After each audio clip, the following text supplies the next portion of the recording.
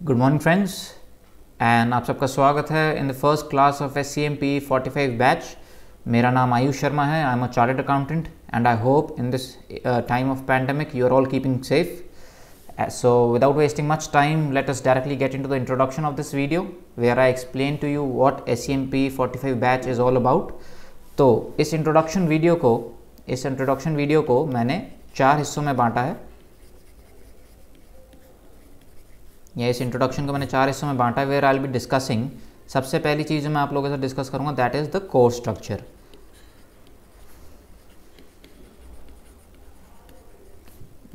जो आपका SCMP इसमें क्या होगा कि पेपर SCMP जो हमारा पेपर नंबर 5 है CA फाइनल लेवल में, उसका पूरा सिलेबस एनालिसिस, उसमें क्या क्या चीज़ें कवर होती हैं वो पूरा एनालिसिस हम करेंगे. और मतलब SCMP में एक तरीके से क्या क्या आता है, आपका क्या क्या टॉपिक्स आपके कवर होते हैं, क्या इंस्टीट्यूट आपसे एक्सपेक्ट करता है, इंस्टीट्यूट ने क्या क्या मॉड्यूल्स आपको इसके रिलेशन में दे रखे हैं, वो सारी चीज़ें हम इस वाले पार्ट में कवर करेंगे. उसके बाद आ जाता है आपका क्लास स्ट्रक्चर. क्लास स्ट्रक्चर क्या है कि मैं कैसे आपको पढ़ाऊँगा, मेरा पढ़ाने का तरीका क्या क्या होगा, और इसी के अंदर एक चीज़ आ जाएगी रिसोर्सेज, कि मैं आपको क्लास के साथ आपको क्या क्या रिसोर्सेज दूंगा और उनको आपको किस तरीके से हैंडल करना है, किस तरीके से आपको मैनेज करना होगा. ठीक है, resources provided by me. And the last thing that will discuss is revision. मैं अभी रिवीजन का तरीका या आप साथ ही साथ कैसे रिवीजन कर सकते हैं या रिवीजन के लिए आपको कैसे प्रिपेयर करना है, ये मैं आपको अभी फर्स्ट क्लास में ही बताऊंगा. क्योंकि ये आपके लिए इंपॉर्टेंट होगा, क्योंकि रिवीजन अग्रीड कि आपको क्लास ख़त्म होने के बाद करनी होगी या जब भी लेटर टाइम में करनी होगी, बट उसके लिए प्रिपरेशन आपको आज से करनी पड़ेगी. आज जब आप पढ़ेंगे तो आपको साथ ही साथ आपको पढ़ना ऐसे पड़ेगा कि भाई आप साथ ही साथ you are making yourself eligible to revise in the best possible manner. All right, so ये आपकी बात हुई कि इंट्रोडक्शन में we will be covering the course structure, the class structure and कैसे आप लोग रिवीजन करेंगे, क्या आपका रिवीजन शेड्यूल होगा. ठीक है, तो सबसे पहले अगर मैं बात करूं before going into the topics कि भाई हमारे SCMP फाइनल में क्या क्या टॉपिक्स कवर होते हैं, मैं बात करना चाहता हूं कि भाई what is the reason behind me coming out with this class SCMP 45. एक तो कहीं बच्चों को ये 45 सुन के लग रहा होगा कि ये fast track kind of batch है, तो लेट मी अश्योर यू ये फास्ट ट्रैक बैच जो है ये बिल्कुल भी नहीं है. ये बिल्कुल नॉर्मल रेगुलर बैच की तरह है. मेरा इससे लंबा बैच दैट इज़ और इससे ज़्यादा क्लासेस वाला बैच कोई भी नहीं है. ये मेरा सबसे मतलब this is my regular batch जिसमें मैं 45 क्लासेस लूँगा, जिसमें मेरी कवरेज जो होगी I will cover each and every question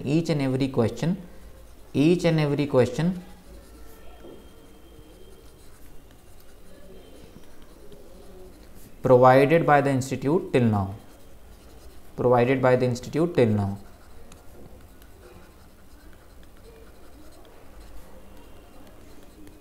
इसका मतलब क्या है कि नवंबर 2019 अटेम्प्ट इंक्लूडिंग नवंबर 2019 अटेम्प्ट, तो हमारे 4 अटेम्प्ट होते हैं. तो इन 4 अटेम्प्ट तक जितने भी इंस्टीट्यूट ने क्वेश्चंस दिए हैं, चाहे वो MTP में हो, RTP में हो, RTP या आपके स्टडी मैट में हो, या जो एक्चुअल क्वेश्चन पेपर्स हैं आपके, ये सारे के सारे क्वेश्चन जो हम कवर करेंगे, ये सारे के सारे हम क्वेश्चंस कवर करेंगे. In fact even we will cover the November 20 attempt paper जो है, नवंबर 20 वाले जो क्वेश्चंस हैं that also we will cover. तो सारे के सारे क्वेश्चन जो हैं जो इंस्टीट्यूट ने आपको अभी तक दिए हैं वो सारे के सारे हम इस क्लास में कवर करेंगे. अच्छा, तो मेरा रीज़न क्या था SCMP 45 के साथ आने का, तो the thing that I noticed, जो हमारे एक तरीके से SCMP की टीचिंग उसमें चल रहा है, टीचिंग इंडस्ट्री में चल रहा है, तो क्या हो रहा है कि SCMP के there are teachers, I am not going to name them, but there are teachers who are taking more than 70 classes. और ये मेरे ख्याल से अगर आप ओल्ड सिलेबस के कॉस्टिंग में जाएंगे तो वहाँ पे हो सकता है इसके इतना इंपॉर्टेंट होता कि हाँ भाई हम 70 क्लासेस लें, बट अगर आप न्यू सिलेबस को एक बार अगर आप खुद भी पढ़ेंगे, आप इंस्टीट्यूट की स्टडी मैट उठा के अगर आप देखेंगे, तो उसमें there is absolutely no need of 70 classes. और इनफैक्ट मेरे ख्याल से प्रॉब्लम क्या हो रही है कि जो कहीं टीचर जो हैं SCMP के, क्योंकि वो ओल्ड सिलेबस भी पढ़ाते थे, वो क्या कर रहे हैं कि ओल्ड सिलेबस के क्वेश्चंस या ओल्ड सिलेबस में के प्रैक्टिस मैनुअल में जो क्वेश्चंस हैं और जो कई टॉपिक्स जो ओल्ड सिलेबस में कवर कराए थे वो जस्ट फॉर द सेक कि भाई वो इंपॉर्टेंट थे और उनसे कहीं ना कहीं रिलेटेड टॉपिक्स आपके न्यू सिलेबस में भी हैं, तो उनको भी वो आपको न्यू सिलेबस में कवर करा रहे हैं, विच इज़ जिसकी बिल्कुल भी कोई नीड नहीं है, ठीक है, which is absolutely not required. तो इस रीज़न की वजह से क्या हो रहा है, उनकी जो क्लासेस हैं, नंबर ऑफ क्लासेस हैं, that is ranging in between 70 to 80 classes. और प्रॉब्लम उससे क्या है कि आप कहेंगे कि भाई 45 के हम 70 to 80 क्लासेस भी ले लेंगे, उसमें प्रॉब्लम क्या है, प्रॉब्लम ये आ जाती है कि हमारा CA एज अ कोर्स जो है इट इज़ वेरी वॉल्यूमनस, इसकी वॉल्यूम जो है बहुत हाई, इट इज़ वेरी वॉल्यूमनस। तो क्या होता है कि जब आपने 8 सब्जेक्ट्स पढ़ने होते हैं, जब आपने CA फाइनल लेवल पे 8 सब्जेक्ट्स पढ़ने होते हैं, तो आपको अपने टाइम की ऑप्टिमम यूटिलाइजेशन करनी होती है, आपको अपने टाइम की ऑप्टिमम यूटिलाइजेशन करनी होती है। और ऑप्टिमम यूटिलाइजेशन का मतलब क्या है कि आपको कम से कम टाइम में आपको ज़्यादा से ज़्यादा आउटपुट निकालना होता है। तो फिर वहाँ पे ये वाली पॉइंट आ जाते हैं कि भाई 45 की जगह मैं 80 की जगह 45 क्यों लूँ, क्योंकि अगर मेरे को वही चीज़ मिल रही है 45 क्लासेस में, वही आउटपुट मिल रहा है जो रेलेवेंट है, तो इसका फिर मैं 80 ना लेके मैं 45 लूँगा, ताकि मैं बाकी सब्जेक्ट्स में भी बाकी सब्जेक्ट्स में जो मैं टाइम सेव कर रहा हूँ उसको लगा पाऊँ। बाकी ऐसे सब्जेक्ट्स जो ज़्यादा टाइम मांगते हैं, जैसे इनकम टैक्स हो गया या इनडायरेक्ट टैक्स हो गया या फाइनेंशियल रिपोर्टिंग जैसे पेपर हो गए, जो ज़्यादा टाइम मांगते हैं, क्योंकि वो उसमें जो मेजर फोकस है वो प्रैक्टिकल क्वेश्चन पे है, जैसे FR हो गया या SFM हो गया, इनमें आपको प्रैक्टिकल क्वेश्चन बहुत प्रैक्टिस करने पड़ते हैं। तो वहाँ पर क्योंकि ज़्यादा टाइम चाहिए होता है, तो आपको ऐसे करना है, यही हम कहीं ना कहीं बच्चे ऑडिटर लॉ में भी करते हैं कि ऑडिटर लॉ में फास्ट ट्रैक बैचेस लेते हैं, या एक तरीके से एक स्पेसिफिक टाइम निकाल लेते हैं कि भाई इतने में हम ऑडिटर लॉ करेंगे, बट बाकी में हम जो है FR जैसे पेपर या SFM जैसे पेपर, जो न्यूमेरिकल या प्रैक्टिकल पेपर्स हैं, उनको हम प्रैक्टिस करेंगे। और प्रॉब्लम क्या है कि SCMP या कॉस्ट अकाउंटिंग जो था, जो आपका ओल्ड सिलेबस में था, that use to be a practical और न्यूमेरिकल पेपर, इसलिए उसमें काफ़ी क्वेश्चंस प्रैक्टिस करने की ज़रूरत पड़ती थी। But what has happened is with this change in the syllabus, अब क्या हुआ है, SCMP जो है अब इतना न्यूमेरिकल या प्रैक्टिकल ना होके काफ़ी थ्योरी बेस्ड हो गया है, क्योंकि इसमें अब जो है इसमें कॉस्ट मैनेजमेंट की थ्योरीज आ गई हैं, और उन थ्योरी की एक तरीके से प्रैक्टिकल से मतलब न्यूमेरिकल नहीं, प्रैक्टिकल एप्लीकेशन बेस्ड क्वेश्चंस आ गए हैं। तो ये काफ़ी जो है अब इतना न्यूमेरिकल ना होके, मेरे ख्याल से इसको मैं बोलूँगा कि काफ़ी ये थ्योरेटिकल हो गया है। थ्योरी मतलब वैसी वाली थ्योरी नहीं कि जो बोरिंग थ्योरी होती है या रटाफिकेशन वाली थ्योरी, बट थ्योरेटिकल हो गया जिसकी प्रैक्टिकल इंप्लीकेशंस हैं, जिसकी प्रैक्टिकल इंप्लीकेशंस हैं। But fact of the matter is कि इसकी वजह से इसमें जो न्यूमेरिक्स थे, जिसमें न्यूमेरिकल क्वेश्चन थे, इसमें जो न्यूमेरिकल क्वेश्चन थी उनकी क्वांटिटी गिर गई है। तो अब क्या है कि अब आपको 80 क्लासेस की रिक्वायरमेंट है ही नहीं, आपको इस सब्जेक्ट में 80 क्लासेस की रिक्वायरमेंट है ही नहीं। और ये शायद I don't remember the name of the teacher, but एक साउथ के टीचर हैं, he also covered this aspect कि भाई अब जो नया सिलेबस आया है उसमें भी कई टीचर्स जो हैं वो प्रैक्टिकल क्वेश्चंस पे बहुत फोकस या न्यूमेरिकल क्वेश्चंस पे बहुत फोकस कर रहे हैं, although that thing has changed in the new syllabus and the focus of new syllabus is more theory based या more on the theoretical chapters। अभी बिल्कुल ऐसा नहीं है कि बिल्कुल ही न्यूमेरिकल क्वेश्चंस का इसमें एस्पेक्ट खत्म हो गया है, अभी भी है, बट उसकी वेटेज कम हो गई है। तो उस हिसाब से हमारे को साथ ही साथ मैनेज करना पड़ेगा। तो ये रीज़न था मेरा to come up with a batch SCMP 45 कि भाई कम क्लासेस में आपको वो सारी जो भी रेलेवेंट आपके लिए इन्फॉर्मेशन है वो आपको सारी दूँ। इसका कम क्लासेस का मतलब ये नहीं है कि मैं कुछ भी स्किप कर रहा हूँ, मैं आपको एक एक कॉन्सेप्ट के जो इंस्टीट्यूट के आपके स्टडी मटेरियल में कवर्ड है उसकी आपको क्लैरिटी दूंगा, और साथ ही साथ we will cover as many as questions provided by the institute till now. सारे के सारे हम क्वेश्चंस करेंगे। ऑफ कोर्स अगर किसी टॉपिक पे 2 क्वेश्चन दे रखे हैं तो फिर इट डजंट मेक सेंस कि मैं आपके साथ दोनों डिस्कस करूं, क्योंकि वो क्लास काफ़ी रिपीटेटिव हो जाएगी। तो अगर कहीं ना कहीं ऐसा होगा कि एक टॉपिक पे 2 क्वेश्चन दे रखे हैं और वो रिपीटेटिव क्वेश्चन है, then I will of course skip 1 question for homework, या स्किप 1 क्वेश्चन कि आप लोग उसको बाद में अपने स्पेयर टाइम में रीड कर लीजिएगा, क्योंकि वो ऑफ कोर्स ही बात है रिपीटेटिव क्वेश्चंस होंगे। तो जैसे कि मैंने बात करी, this was my motive behind coming up with SCMP 45. So now let us go into the course structure of the paper SCMP। तो SCMP में आपको जो इंस्टीट्यूट ने दिए हैं 2003 मॉड्यूल्स, आपको इंस्टीट्यूट ने 3 मॉड्यूल्स दिए हैं, जिसमें मॉड्यूल 1 जो है उसमें आपके 7 चैप्टर्स हैं, मॉड्यूल 2 जो है उसमें आपके 5 चैप्टर्स हैं, और मॉड्यूल 3 जो है वो आपका केस स्टडीज़ हैं। कहने को वो आपका 13 चैप्टर हो जाता है, but that is just case studies जो आपके पहले के 12 चैप्टर्स में से कहीं ना कहीं मतलब पहले के 12 चैप्टर्स में से कहीं ना कहीं उन्होंने बना के आपको केस स्टडीज़ दी हैं। तो अगर इसमें मैं बात करूँ, ये आपके सामने पूरी चैप्टर्स की लिस्ट है और मैंने आपको साथ ही साथ उसकी वेटेज भी दे रखी है। ऑल्दो ये वेटेज बहुत ज़्यादा इंपॉर्टेंट नहीं है, क्योंकि इस वेटेज के हिसाब से हम कोई बहुत ही ऐसा ट्रेंड नहीं बना सकते, क्योंकि कहीं ना कहीं पिछले 4 अटेम्प्ट में अगर आप देखें तो कई बार ऐसा हुआ है कि कोई चैप्टर अच्छे मार्क्स का आ गया। जैसे अगर आप May 19 में ही देखें तो कॉस्ट मैनेजमेंट टेक्निक से नवंबर 18 में देखें 40 और 30 मार्क्स आया था, बट वहीं नवंबर 19 में ये 5 मार्क्स का आ गया। वहीं नवंबर 18 और May 19 में बिल्कुल भी ये लीन सिस्टम वाला चैप्टर 3 आपका नहीं आया, बट नवंबर 19 में फिर ये 30 मार्क्स का आ गया।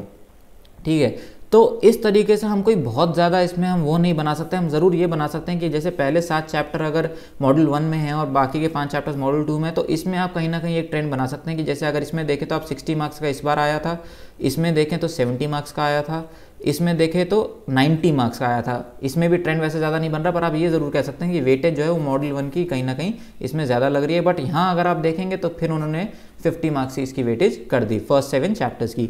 तो आप मॉड्यूल वाइज भी इनफैक्ट कोई जो है एक तरीके से ट्रेंड एनालिसिस इसमें नहीं कर सकते। बट अगर एक चैप्टर आप देखें तो स्टैंडर्ड कॉस्टिंग जो है ये रेगुलरली आया है। स्टैंडर्ड कॉस्टिंग जो है ये आपका चैप्टर जो है रेगुलरली आया है।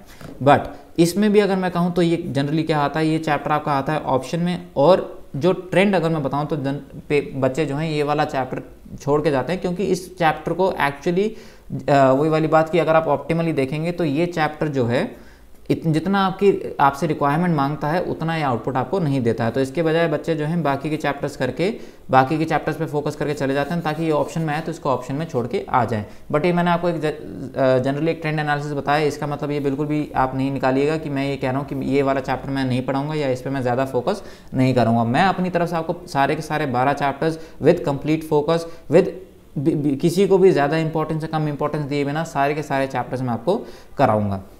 बट मेरा आपके सामने ये टेबल प्रेजेंट करने का रीज़न ये था कि मैं आपको इसमें ये बता पाऊँ कि आपके जो चैप्टर्स हैं जो आने वाले टाइम में पढ़ेंगे वो क्या क्या हैं। तो ये आपके जैसे स्ट्रैटेजिक, इसमें से मतलब कौन से थ्योरी हैं और कौन से प्रैक्टिकल हैं। तो पहला जो आपका चैप्टर है दैट इज़ कंप्लीट थ्योरी।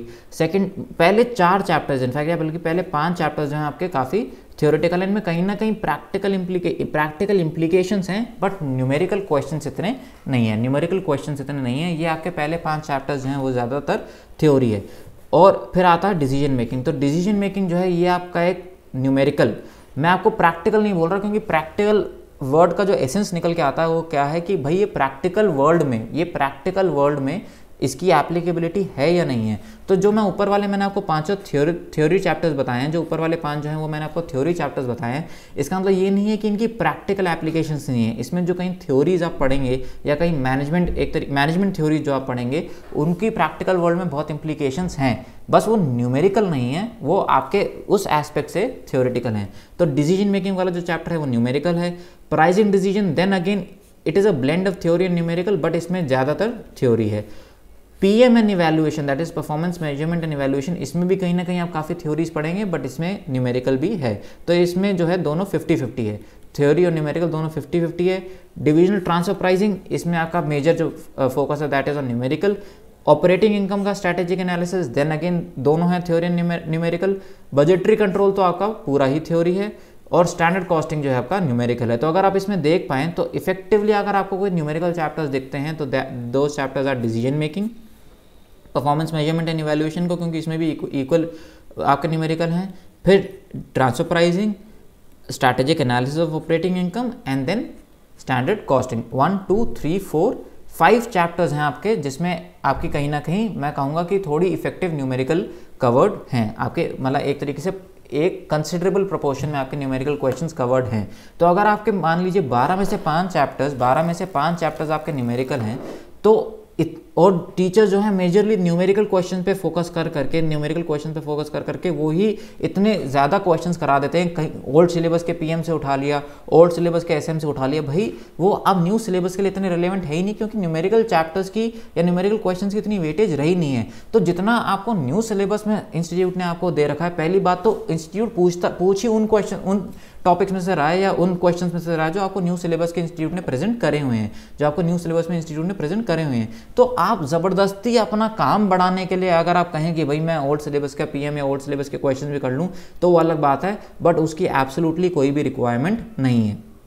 जैसे कि मैंने बात करी कि आप पहले 4 चैप्टर्स को अगर आप देखो, 5th चैप्टर जो है वो सिर्फ 8 पन्नों का चैप्टर है और अब तक उससे कोई भी रेलेवेंट क्वेश्चन, वो उसकी रेलेवेंस ऐसा है ही नहीं क्योंकि उससे कोई भी क्वेश्चन अभी तक नहीं आया है और उसका कोई भी क्वेश्चन इंस्टीट्यूट ने स्टडी मटेरियल या किसी एक तरीके से मैं कहूँ MTP RTP में भी नहीं दिया है।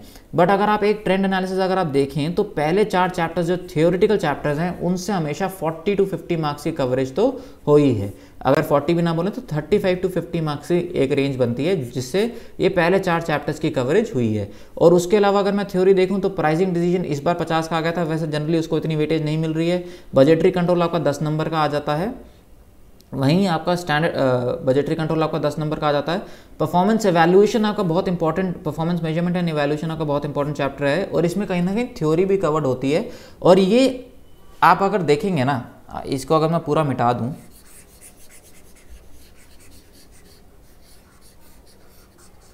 इंस्टीट्यूट भी विद टाइम रियलाइज़ कर रहा है, इंस्टीट्यूट भी विद टाइम रियलाइज़ कर रहा है कि भाई कौन से चैप्टर जो हैं वो रेलेवेंट हैं, कौन से चैप्टर्स जो हैं वो इंपॉर्टेंट हैं और उन चैप्टर की कहीं ना कहीं धीरे धीरे वेटेज बढ़ी है। इसलिए एक तरीके से हम पुराने उन पे एक अब तक ट्रेंड नहीं बना पाए हैं। बट अगर आप देखें तो ये चैप्टर जो है जिसमें मैंने कहा था प्रैक्टिकल, न्यूमेरिकल और थ्योरी दोनों का ब्लेंड है, उस चैप्टर की वेटेज लास्ट पेपर में 37 मार्क्स की आई है। और इंस्टीट्यूट के हिसाब से अब क्या है कि ये चैप्टर इंपॉर्टेंट, एक्चुअली इंपॉर्टेंट है। ये आपको हर कोई कॉस्ट का टीचर बताते आया होगा कि ये वाला चैप्टर इंपॉर्टेंट है, बट इसकी वेटेज नहीं आ रही थी। तो अब क्या है, इंस्टीट्यूट भी रियलाइज़ कर रहा है कि भाई कौन से चैप्टर्स इंपॉर्टेंट है। शुरू में तो जब नया सिलेबस आया था तो हर चैप्टर को इक्वल या नॉर्मल वेटेज देने की कोशिश करी गई थी, बट धीरे धीरे विद टाइम ये रियलाइज़ हो रहा है कि भाई कौन सा चैप्टर इंपॉर्टेंट है और उनको थोड़ी ज़्यादा वेटेज दी जाए। ठीक है, बट अभी भी क्रक्स ऑफ द मैटर क्या है, क्रक्स ऑफ द मैटर क्या है कि हम कोई भी ट्रेंड एनालिसिस कर नहीं पाए हैं, तो हमारे को हर चैप्टर को इक्वल इंपॉर्टेंस देनी होगी। और वही करते वक्त मेरा जो पढ़ाने का तरीका होगा, जो हमारा क्लास का स्ट्रक्चर होगा वो ये होगा कि हम भाई चैप्टर 1 से शुरू करते हुए चैप्टर 12 तक जाएंगे। ऑफ कोर्स अगर, क्योंकि ये पहले चारों ही चैप्टर थ्योरी हैं, पहले 4, ऑल्दो मेरा एम ये रहेगा कि पहले 4 चैप्टर आपको पहले ये जल्दी से करा के आपके जो 35 to 50 की रेंज है इसको हम अच्छी तरीके से इस पर अपने ग्रास्पिंग पावर बना लें, इसको हम अच्छी तरीके से ग्रास्प कर लें, ताकि हमारे को एक कॉन्फिडेंस, एक सेंस ऑफ कॉन्फिडेंस आ जाए कि भाई, और ये जो पहले 4 चैप्टर्स हैं आपके maximum to maximum next 12 to 15 classes में, मतलब फर्स्ट 12 to 15 क्लासेस में आपके कवर हो जाएंगे। तो आपको अगले 2 हफ्ते के अंतर्गत आपको ऐसा कॉन्फिडेंस SCMPE में आ जाएगा कि भाई 40 से 50 मार्क्स SCMPE का पेपर मैं बहुत अच्छे से कर सकता हूं, क्योंकि इसमें मैंने पूरी कंप्लीट कॉन्सेप्चुअल क्लैरिटी ली है और जितने भी अब तक इंस्टीट्यूट ने क्वेश्चंस करे हैं वो सारे क्वेश्चंस इन डिटेल मैंने पढ़े हैं। ठीक है, तो मेरी कोशिश ये रहेगी मैं पहले 4 चैप्टर से ही शुरू करूं। बट अगर कहीं ना कहीं, क्योंकि कंटिन्यूस थ्योरी हो रही होगी, ऑल्दो ये थ्योरी वैसे बड़ी इंटरेस्टिंग है क्योंकि इसमें जैसे कि मैंने बात करी मैनेजमेंट थ्योरीज की बात करी गई है, बट अगर कहीं ना कहीं आपको मोनोटोनस लगेगा तो फिर बीच में मैं एक प्रैक्टिकल चैप्टर, वो कोई भी हो सकता है, कोई ना कोई प्रैक्टिकल चैप्टर उठा लूँगा। बट मेरा एम क्लास में यही रहेगा कि अगर तो आप लोग सब इंट्रीग्ड रहते हैं और आप लोग सब इंटरेस्टेड रहते हैं through out the period of this class, तो फिर 1 से लेकर 12 तक हम इसमें चलें, क्योंकि इसमें ऐसा कुछ भी नहीं है कि भाई एक चैप्टर पढ़ने के लिए आपको उससे पहले दूसरा चैप्टर पढ़ा होना चाहिए। बट अगर यही स्ट्रक्चर फॉलो करेंगे पहले थ्योरी में जाके, क्योंकि कहीं ना कहीं प्रैक्टिकल में भी थ्योरेटिकल वाली बातें करी गई हैं, तो अगर आप थ्योरी अच्छे से समझ लेंगे तो आपका एक बेस बिल्डिंग अच्छी हो जाएगी। तो ये आपकी बात थी कोर्स स्ट्रक्चर की। अब अगर मैं आऊँ क्लास स्ट्रक्चर पे कि मेरा पढ़ाने का तरीका क्या होगा और साथ ही साथ मैं आपको क्या रिसोर्सेज दूंगा। क्लास स्ट्रक्चर भी वैसे मैंने आपको कहीं ना कहीं एक्सप्लेन कर दिया कि भाई मैं चैप्टर 1 to चैप्टर 12 जाने की कोशिश करूँगा अनटिल अनलेस आपके थ्योरेटिकल चैप्टर ज़्यादा बोरिंग ना हो जाए। बट साथ ही साथ मैं आपको रिसोर्सेज क्या दे रहा हूँ, तो आपके पास एक है मेरी कॉन्सेप्ट बुक,